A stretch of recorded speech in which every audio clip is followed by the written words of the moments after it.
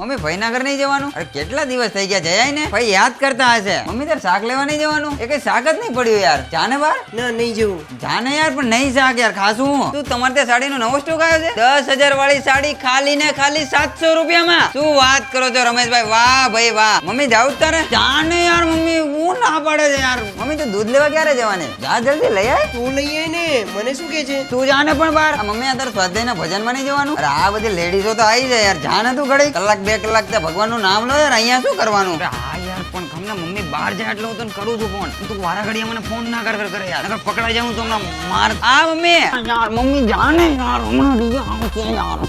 Mummy બહાર જાને રીયાને બોલાવી છે.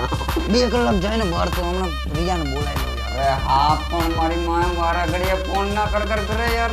નહીં મારી મમ્મી બહાર ગઈ યાર. હજી હમણાં મેં તને કીધું કરી કરું છું ફોન. અરે હા પણ યાર તું ફોન ના કરે યાર વારા ઘડીએ. કઈક યાર ક્યારનો સેટિંગ કરું છું યાર. કેટલું ખોટું બોલું પછી યાર. ફોન ના કરવાના ઘડીઓ. હા ફોન